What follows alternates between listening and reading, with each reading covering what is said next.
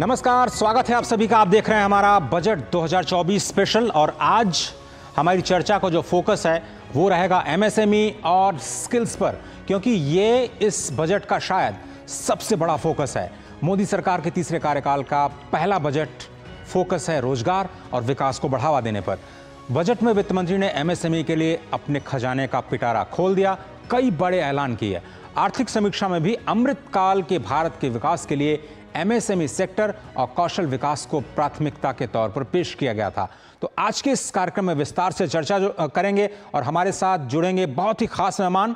तो चलिए शुरू करते हैं budget 2024 MSME and skill special.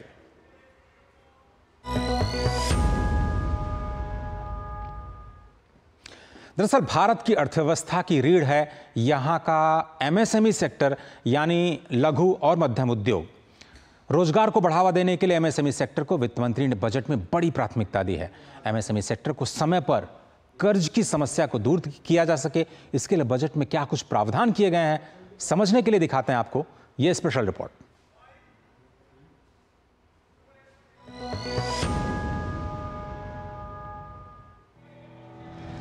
केंद्रीय बजट में रोजगार सृजन को लेकर बड़े ऐलान किए गए और इस कड़ी में स्वरोजगार पैदा करने वाले मुद्रा लोन को लेकर वित्त मंत्री ने बड़ा फैसला लिया।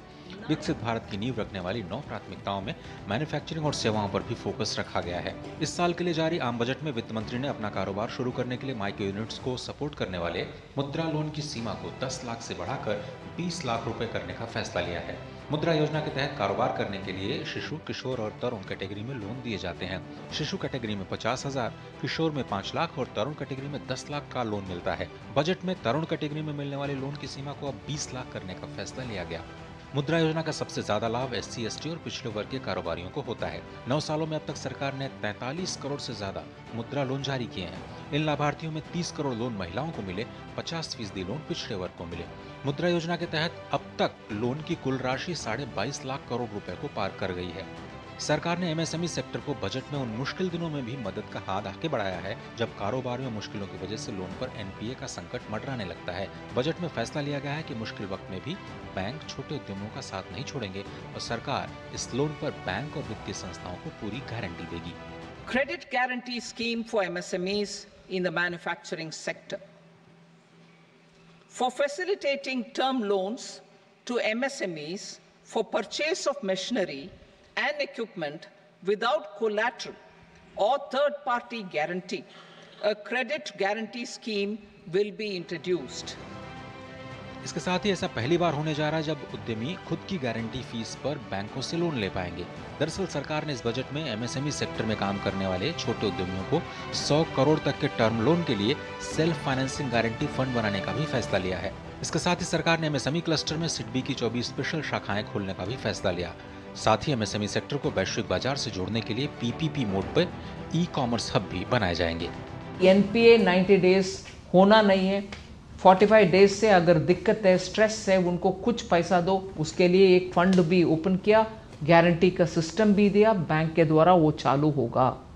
मगर दूसरे ओर हम ये भी उनको दे रहे हैं कि सिर्फ वर्किंग कैपिटल नहीं, हम गारंटी आपको देंगे, आप कोई कोलैटरल या थर्ड पार्टी या गारंटी ले आने के लिए आवश्यकता नहीं है। आपको अगर कुछ इक्विपमेंट खरीदना है, प्लांट कुछ खरीदना है, मशीन खरीदना है, आपको लोन मिलेगा। सो आप देख लीजिए, 2 प्रॉब्लम्स हमारी घोषणा के कारण एड्रेस हो रही है। आपको बता दें कि छोटे उद्यमियों को विभिन्न वित्तीय संस्थाओं के साथ जोड़ने के लिए आरबीआई ने ट्रेड्स प्लेटफॉर्म बनाया है। इस प्लेटफॉर्म पर आने के लिए बजट ने कंपनियों के टर्नओवर की सीमा 500 करोड़ से घटाकर अब 250 करोड़ रुपया कर दिया है। इस फैसले से 22 पीएसयूज और 7000 कंपनियों को इस प्लेटफॉर्म का फायदा उठाने में मदद मिलेगी। Ajay Mishra, DD news, Delhi.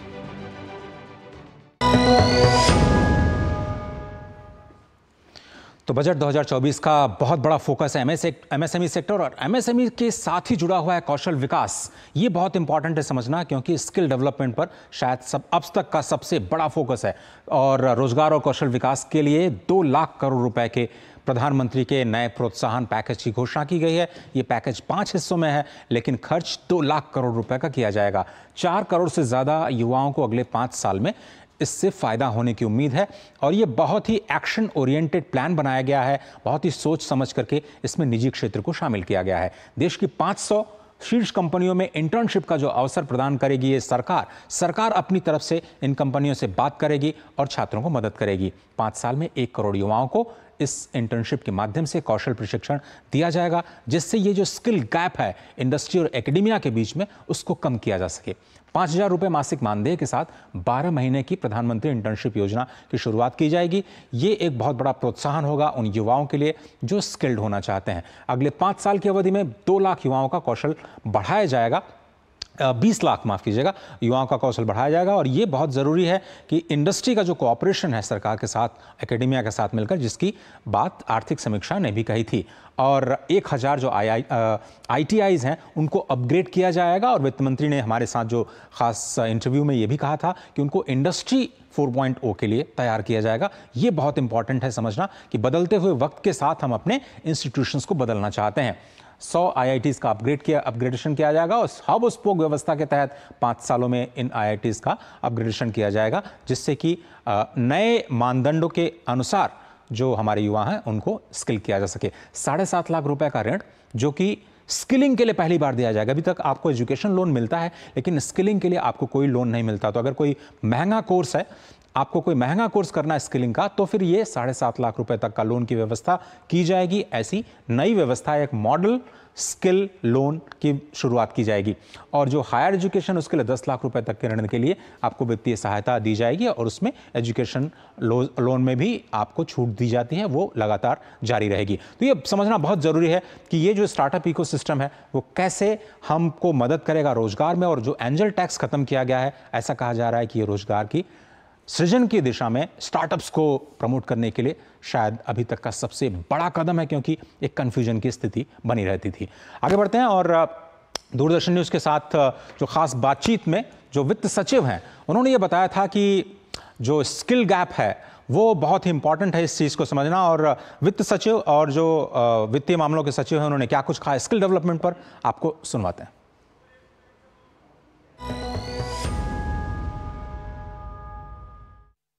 आज देश में जो स्थिति है वो ये है कि there are people who want jobs and there are companies who need employees.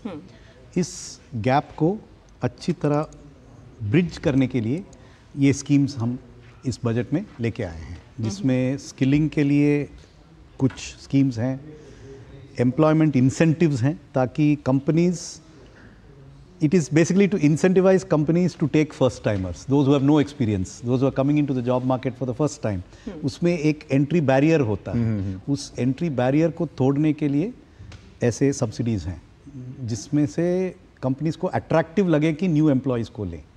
तो it's a fiscal incentive and we are hopeful that it will have a substantial effect. सारी एम्प्लॉयमेंट जनरेशन स्कीम्स में bank का loan एक बहुत महत्वपूर्ण है, जैसे मुद्रा का है या आपका स्वनिधि है। स्किल के लिए तो एक नई सेंट्रली स्पॉन्सर्ड स्कीम इस बजट में बताई गई है, जिसमें कि इंडस्ट्री और स्टेट गवर्नमेंट के माध्यम से जो यूथ को स्किल करने के लिए जो इंडस्ट्री की डिमांड होगी उस हिसाब से इंस्टीट्यूशंस को स्ट्रेंथन किया जाएगा, और करीब 60,000 करोड़ का प्रावधान उसमें किया जा रहा है। तो आपने देखा कि 60,000 करोड़ रुपए का एक स्पेशल प्रोविज़न किया जाएगा, और कोशिश यही है कि जो स्किलिंग है उसको बढ़ाया जाए और अपस्किलिंग पे फोकस किया जाए। छोटा सा ब्रेक लेते हैं, ब्रेक के उस पार और भी आसान भाषा में अपने एक्सपर्ट्स के जरिए समझेंगे MSME सेक्टर और स्किल्स को लेकर के बजट 2024-25 क्या कुछ आपके लिए लेकर के आया है। एक छोटा सा ब्रेक। आपके घर के खाने में रेस्टोरेंट जैसा स्वाद ले आए MDH का शाही पनीर मसाला। पनीर को क्या मस्त बना डाला। मैं क्या जी, सब जानते हैं, जहां दिखे मारियो, अपना समझ के खा लियो। स्वाद से सबको दीवाना कर दे, दीवाना कर दे। पता का चाय, गजब का स्वाद। बात जब पीढ़ियों के लिए बनने वाले घर की हो तो जिम्मेदारी बड़ी हो जाती है। गैलेंट समझता है ये जिम्मेदारी। अब डबल M रिब्स के साथ गैलेंट एडवांस TMT रीबार, निर्माण का रियल हीरो।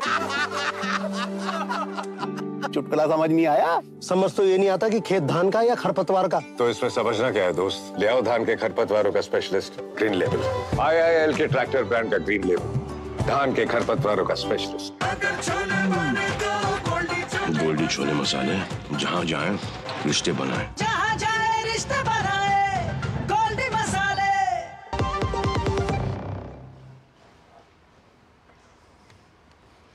चलिए, स्वागत है आप सभी का। आप देख रहे हैं हमारा बजट स्पेशल और MSME और स्किल पर हम आज फोकस कर रहे हैं। जगदीश मित्रा जो कि बोर्ड मेंबर हैं NSTC के और NASSCOM के साथ भी जुड़े हुए हैं, हमारे साथ जुड़ रहे हैं, और रमन अग्रवाल जो कि निदेशक हैं finance industries development council FIDC के। आप दोनों ही का बहुत बहुत स्वागत। रमन, आप ही से शुरुआत करते हैं क्योंकि MSME पर एक बहुत बड़ा फोकस स्पष्ट तौर पर नजर आता है।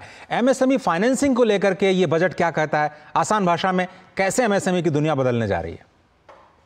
देखिए, आपने बहुत अहम सवाल किया, और MSME की जो एक सबसे इम्पोर्टेंट और अहम जरूरत होती है वो होती है कर्ज की और पैसे की।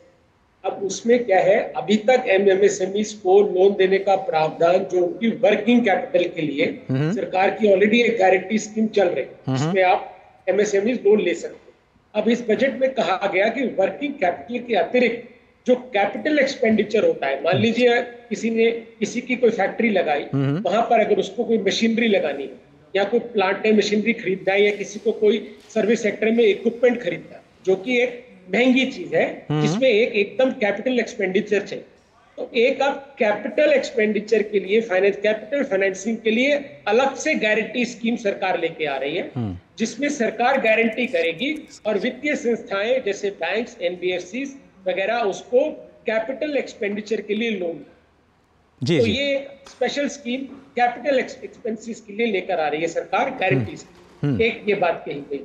दूसरी बात की गई कि जो पब्लिक सेक्टर बैंक्स हैं वो MSME को जब लोन देते हैं तो वो एक अपना इंटरनल क्रेडिट असेसमेंट मॉडल, मतलब इंटरनल सिस्टम बनाएंगे, ना कि निर्भर होंगे बाहरी एजेंसी से। तो वो उनको एक इंटरनल मॉडल बनाना पड़ेगा, और वो ऑलरेडी है, क्योंकि देखिए बैंक समझते हैं जो कर्ज देता है उसको रहता है कि क्या क्या चीजें देखनी है। तो इसमें खासकर बात डिजिटल फुटप्रिंट की करेगी। तो अगर डिजिटल फुटप्रिंट की बात करें तो सीधा सीधा संकेत है GSTN पर। GST जो एक डेटा है वो एक आज की डेट में देखती महत्वपूर्ण डेटा है, जो कोई भी कर्ज देने वाली वित्तीय संस्थान जब देखती है तो हमें आइडिया हो जाता है कि उसकी क्या कैश फ्लो चल रहा है, उसके बेस पर आप फंडिंग कर सकते हैं। बिल्कुल सही कहा आपने रमन। और आगे चलते हुए जिस तरह से हमने देखा कि 9 प्राथमिकताएं तय की गई हैं विकसित भारत के लिए, उसमें मैन्युफैक्चरिंग और सर्विसेज भी एक बहुत बड़ा नींव का पत्थर है। ऐसे में क्या मैन्युफैक्चरिंग और सर्विसेज दोनों ही सेक्टर में जो MSMEs हैं उनको फायदा मिलेगा इस नई योजनाओं से जिसकी आप बात कर रहे हैं? बिल्कुल, क्योंकि देखिए जैसे जो मैंने कैपिटल एक्सपेंडिचर की बात की, तो उसमें अगर कोई मैन्युफैक्चरिंग में है तो उसको कोई प्लांट या मशीनरी खरीदनी है, अगर वो सर्विस सेक्टर में है तो किसी को कोई इक्विपमेंट खरीदना है, मान लीजिए किसी को कोई एक महंगा कंप्यूटर ही खरीदना है या किसी को कोई भी एक महंगा कोई इक्विपमेंट खरीदना है, तो वो उसके लिए ले सकता है। तो ये मैन्युफैक्चरिंग और सर्विस दोनों के लिए है MSMEs, इसमें कोई डिस्टिंक्शन नहीं है, क्योंकि MSME की डेफिनेशन अब केवल टर्नओवर के बेस पर है जी। तो यही लागू होगा जो बात बैंक की इंटरनल असेसमेंट मॉडल। और ये जो टर्म लोन की बात कही गई है कि आप 100 करोड़ तक का टर्म लोन ले सकते हैं और अपनी गारंटी पे, पहले तो ऐसा नहीं होता था, तो अब कैसे ये जो MSMEs हैं खुद की गारंटी पे कैसे उठा पाएंगे लोन? नहीं देखिए, ये कहने का जरिया होता है, इसका मतलब अगर आसान भाषा में समझे तो ये होता है कि आप जैसे आप मान लीजिए आज किसी भी नुकसान की भरपाई के लिए आप इंश्योरेंस कराते हैं जी, और उसका एक सालाना या कुछ फीस देते हैं, बिल्कुल प्रीमियम देते हैं जी। ठीक, तो इसी तरह की एक गारंटी स्कीम होगी, उसकी आप एक फी पे करेंगे, एक फीस पे करेंगे, जो कि हो सकता है अब वो स्कीम बताएगी कि हर मंथ देनी होगी या क्वार्टरली देनी होगी या एनुअल देनी होगी। तो वो जो पैसा फी से आता है वो अमाउंट टुवर्ड्स गारंटी फंड जाए।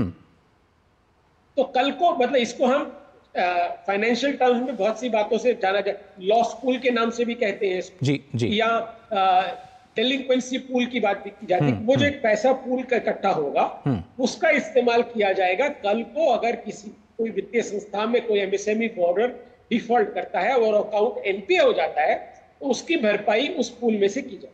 रमन, आप मेरे साथ बने रहिए। मुद्रा लोन के बारे में बात करेंगे और सिडबी का जो विस्तार किया जा रहा है कैसे हेल्प करेगा उस पर मैं सवाल करूंगा, लेकिन जगदीश मित्रा जी हमारे दूसरे मित्र जो जुड़े हुए हैं उनसे भी बात करते हैं। जगदीश जी, ये स्किलिंग पर हम जब बात करते हैं तो पहली बार इंटर्नशिप को लेकर के इतना बड़ा फोकस है। ये 1 करोड़ का नंबर बहुत बड़ा दिखाई देता है, कैसे सरकार कर पाएगी? शायद पूरे इकोसिस्टम को अब लगना होगा इस 1 करोड़ इंटर्नशिप के टारगेट को चेज करने के लिए। बिल्कुल अजय जी, जैसे रमन जी भी बता रहे थे, मेरे ख्याल से मैंने पहले भी आपके चैनल पे ये बात कही है कि जब भी हम किसी पॉलिसी को लाते हैं, कोई नया कानून लाते हैं, कोई नया आइडिया लाते हैं, तो उसका 360 यानी कि चारों ओर से इसको घेरना की बहुत जरूरत होती है। जी जी। तो आपने जैसे देखा है कि सरकार ने इस बार बहुत जोर दिया है कि एमएसएमई इंडस्ट्रीज बढ़े, जैसे आपने अभी बात की है, और ये इसलिए बढ़े कि यहाँ पे छोटे छोटे उद्योग खड़े होते हैं और ये लोग नौकरियां भी बहुत देते हैं, right? So the total volume of people that get employed across MSME sector is quite huge. So हमको ये देखना पड़ेगा कि वहां पे नौकरी देने के लिए और बड़ी कंपनीज को जो हम सुविधाएं दे रहे हैं, वहां का स्किल कहाँ से आएगा? जी जी। हमने देखा है कि विदेश में ये मॉडल, जो जर्मनी जो बहुत अच्छी तरह से अपने वोकेशनल ट्रेनिंग के लिए जानी जाती है, अमेरिका, यूएस, इवन चाइना, ये सारे जगह पे यूके बहुत अच्छी तरह से उन्होंने अपने वोकेशनल ट्रेनिंग को संभाला है, जी जी। उसको जोर दिया है और लड़कों और लड़कियों को बताया किस तरह से वो इस पे अपने आप को तैयार करना। जी बिल्कुल, राइट। सो इस बार जब हम कर रहे हैं, आपने जैसे प्रश्न किया कि ये बहुत बड़ा नंबर है, हाँ बिल्कुल 1 करोड़ बहुत बड़ा नंबर है, but in our scheme of things, मतलब हमारे जो जितना हमारा जरूरत है उस हिसाब से शायद ये नंबर ठीक है, या शायद कम भी पड़ जाए। और अच्छा होगा अगर कि कम पड़ जाए, फिर हमको लगेगा कि और करना चाहिए। जी। तो ये जो 500 कंपनीज के साथ हम जुड़वा रहे हैं, इनको जो बड़ी कंपनीज हैं जिनके साथ जुड़वा रहे हैं, हाँ कुछ प्रश्न है जो हम अभी जान जाएंगे थोड़ी देरों में कि ये 500 कंपनीज को कैसे चुना जाएगा, उनके साथ कैसे सिलेक्शन किया जाएगा। बट अगर हम सोच लें कि इंडस्ट्री एग्नोस्टिक, ताकि जो जो इंडस्ट्री में हमको ग्रोथ दिख रहा है वहां पे ज्यादा ट्रेनिंग करें, मेरे ख्याल से सरकार वैसे ही सोच रही है, और उसको अगर हम इंटर्नशिप दें, 1 साल का दें, तो ये जो कंपनीज हैं, both MSMEs as well as बड़ी कंपनीज, इनको एम्प्लॉयबल यूथ जी जी बहुत जल्दी मिल जाएगा। तो जगदीश जी, अब मेरे मन में ये सवाल आ रहा है, चूंकि रमन जी भी हमारे साथ हैं, आज हम एमएसएमई को भी एक साथ जोड़ करके इस पर चर्चा कर रहे हैं। आपने जिक्र किया जर्मनी का, यूके, यूएस जैसी बड़ी इकॉनमीज का, वहाँ पर एमएसएमईज का जो साइज होता है हमारे एमएसएमई से शायद 3 गुना, 4 गुना, 5 गुना भी बहुत बड़ा होता है। वहाँ के लोग इंटर्नशिप के लिए एब्जॉर्ब कर सकते हैं। क्या हमारी एमएसएमईज तैयार हैं इस तरह के स्किल्स? क्योंकि बहुत ज़रूरत होती है एमएसएमई में भी, वो स्किल की ज़रूरत है।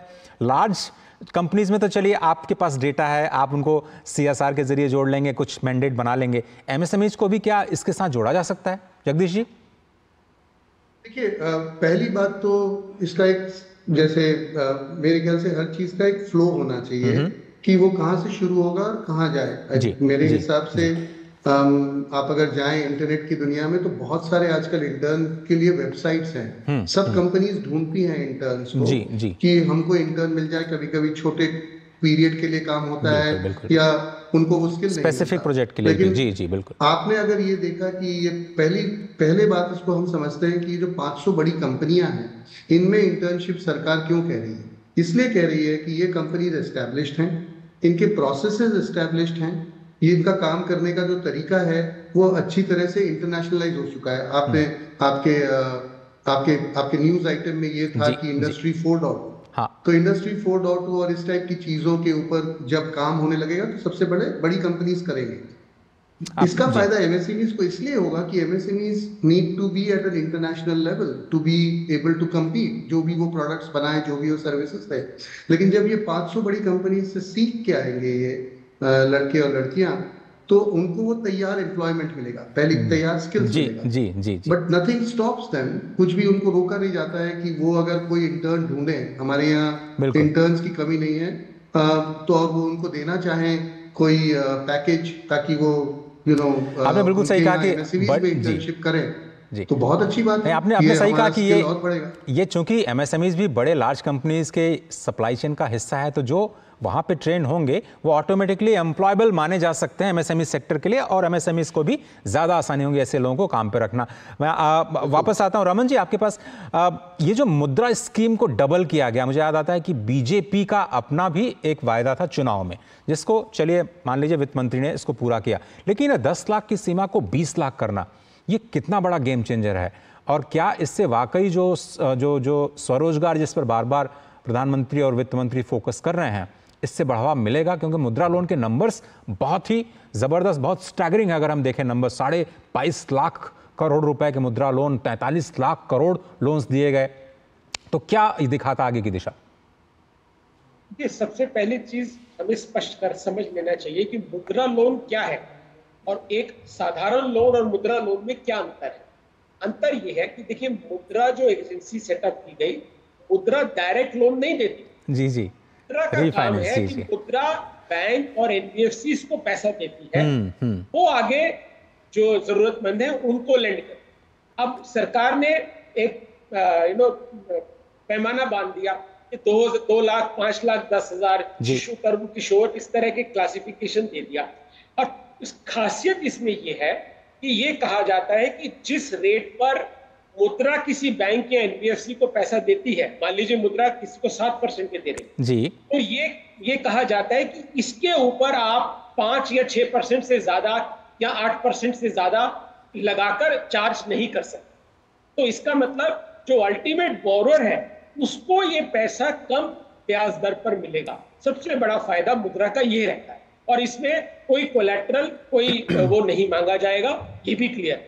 तो इसलिए मुद्रा का बेनिफिट आता है रेट ऑफ इंटरेस्ट, मतलब आपको किस ब्याज दर पर लोन मिलेगा। अगर वो मुद्रा लोन की कैटेगरी में आता है तो आप मान के चलिए कि आपको एक अच्छे ब्याज दर पर आपको लोन मिल सकता है।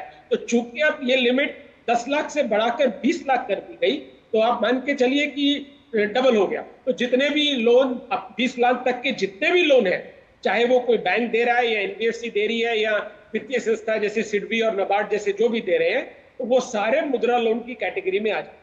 तो उन सब की अब आगे से ब्याज दर इस तरह से फिक्सअप हो। बिल्कुल सही कहा। और मुद्रा में मुझे लगता है एम का मतलब ही माइक्रो है, और माइक्रो यूनिट सबसे ज्यादा रोजगार देती है, और उनकी संख्या भी शायद 90% से ज्यादा है, इसलिए काफी इंपॉर्टेंट है। मैं छोटा सा ब्रेक लेता हूं सर, ब्रेक के बाद क्लोजिंग कमेंट के लिए आप दोनों लोगों के पास आता हूं। कहीं मत जाइए, आप देख रहे हैं हमारा खास कार्यक्रम 2024 बजट पर हम फोकस कर रहे हैं, और आज चर्चा एमएसएमई और स्किल्स पर है।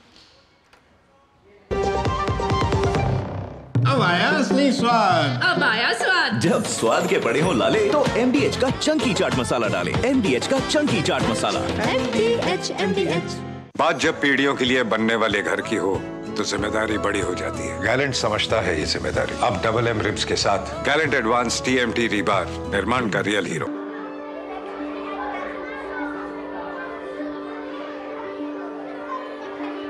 पता है कैसे गुड़िया स्कूल में आती, कैसे गांव गांव में बिजली आती, कैसे महिलाएं सशक्त बनती, कैसे देश की सुरक्षा सुनिश्चित होती, कैसे हाईवे और सड़कें एक दूसरे से जुड़ती हैं, कैसे ये स्वास्थ्य सेवाएं जन जन तक पहुंचती, कैसे चंद्रयान भारत का तिरंगा चांद पर लहराता,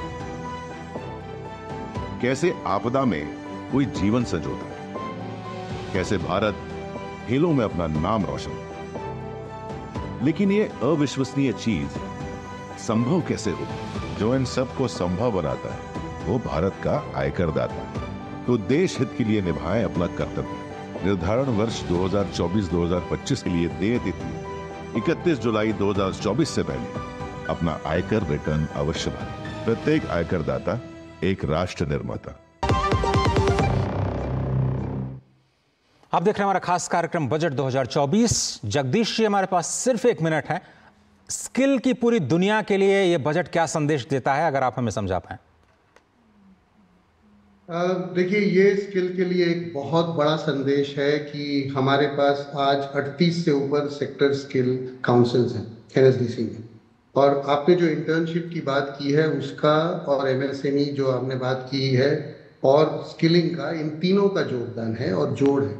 मेरे हिसाब से NSDC एक सेंट्रल ऑर्गेनाइजेशन की तरह इस पे एक्ट कर सकती है। आप सोचिए ये 500 जो कंपनीज हैं, जो MSMEs हैं, इनको जो स्किलिंग की रिक्वायरमेंट है या इंटर्नशिप की रिक्वायरमेंट है, ये NSDC ये भी कर सकती है। और NSDC ये भी सॉल्व कर सकती है अगर किसी को हम इंटर्न नहीं दे रहे हैं क्योंकि उसके पास वो स्किल नहीं है, तो फिर वो वापस जाके वो स्किलिंग कर ले। और उसके लिए जो आप स्किलिंग का लोन वगैरह दे रहे हैं वो भी दे सकते हैं, ताकि ये पूरा, आपने बिल्कुल सही कहा कि जितने भी स्टेक होल्डर्स हैं सभी को पूरे इकोसिस्टम में जुड़ना होगा। बड़ी बात आपने की। रमन, आपके अपने जो स्टेक होल्डर्स हैं MSME, जिसके लिए आप लोग फाइनेंस करते हैं, पूरी जिस एसोसिएशन को आप रिप्रेजेंट करते हैं, MSMEs के लिए क्या मैसेज है? देखिए, MSMEs के लिए बहुत क्लियर मैसेज हमें ये दिया गया कि एक तो अब MSMEs को किसी कैपिटल खर्चे के लिए भी सपोर्ट मिलेगी, और एक और इसमें प्रोविजन किया गया है कि कल को अगर किसी MSME में उनके कंट्रोल के बाहर किसी वजह से, मान लीजिए कहीं पर कोई प्राकृतिक आपदा आ गई या कहीं पर कोई फैमिली में बीमारी हो गई, किसी वजह से वो स्ट्रेस में आ गया और वो लोन नहीं चुका पा रहे, तो उनके लिए भी एक सरकार अलग से फाइनेंसिंग स्कीम जो गारंटी सरकार करेगी वो भी लेकर आ रही है। तो दो अहम मुद्दे कवर कर दिए MSME के कि अगर आपको कैपिटल एक्सपेंडिचर और कल को किसी वजह से किसी प्रॉब्लम में आप फंसते हैं, उन दोनों स्थितियों में सरकार आपके साथ है। हमारी बैंक्स और NBFCs आपके साथ जुटे रहेंगे और हमें सरकार सपोर्ट करेंगे। रमन जी, बहुत बहुत धन्यवाद इस खास प्रोग्राम में जुड़ने के लिए। जगदीश मित्रा जी, आपका भी शुक्रिया। तो आज के इस खास प्रोग्राम में सिर्फ इतना ही।